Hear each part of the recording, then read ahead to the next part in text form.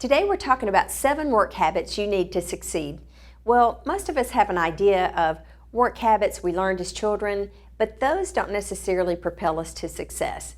As a matter of fact, some people think only performance drives our success, but studies show that what you read, whether you exercise, how you communicate, how you organize, how you eat, and who you associate with all have a direct impact on your chances of career success. These, in essence, are your work habits. There's also a study that outlines the 6 daily habits of the world's most successful CEOs, and I added an additional one. But they all get up early, they exercise regularly, they meditate daily, they cut back on meetings and organize the details. They don't leave anything to chance, and they cultivate creativity. And the one that I added that I noticed in the ones that I study is they build and nurture strategic business relationships. So there's also another study that outlines 27 work habits for a successful career. So I picked out 7 just to name a few. So the first one is to be coachable. Take criticism well. Well, some people talk about, well, is it constructive criticism? Whether it's constructive criticism or criticism at all, being able to take what information or feedback someone has given you and take it back and really analyze and see how you can implement it, maybe changes to make your habits or your work better.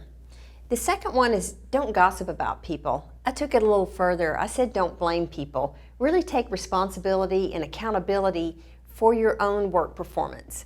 Number 3, be a problem solver. If something happens, then you take the ownership to solve or figure out what's going wrong instead of looking for other people to solve it on your behalf. Also, be dependable. If you commit to something, really go to the steps of following through and following up until you get it done. Also, build in a buffer and allow time for things to go wrong. Then be prepared to not know everything. So the most successful people I know, they are avid readers, they're avid learners, they're always developing themselves professionally and personally. Also use your phone accordingly at work. You'll see some people who say, don't use your phone in meetings. Well, sometimes we have to use our phone in meetings, but it's different if you're reading social media or maybe using Twitter or some other social channels while you're being distracted during meetings, because you can use it appropriately in the meetings to contact people, get information, or send information. So because these are habits, and we know how hard it is sometimes to build and form a habit, I've given a few helpful tips. So number 1, treat this as a habit. Again, it's something that we're trying to put in our schedule and do regularly and consistently. So set a goal and then measure and track it for 21 days. Some people say 21 days, some people say 28 days. I say 28 days because it just gives me more time to get something in a routine. Use checklist. Checklist helps me for things that I'm trying to learn to do. I make a checklist and I make sure that I'm doing things on that, the items on the checklist. Also, track your task with software. So software today, it can go with us on our mobile phone, on our mobile devices, and it sets for reminders or triggers that can help us to remember to do things. Also, engage an accountability partner.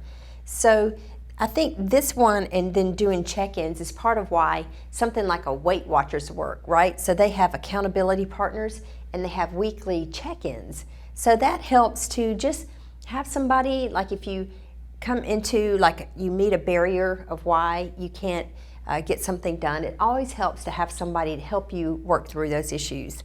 Then number 6 is use apps. So when you're talking about meditating or some kind of productivity, there are just great apps that you can download. There's one that I use for meditation, it's called Breathe.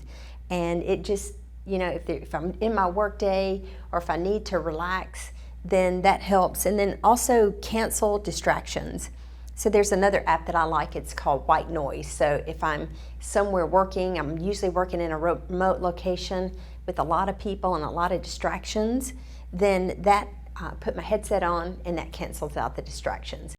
So these are just a few work habits and a few tips that can help you with your career success.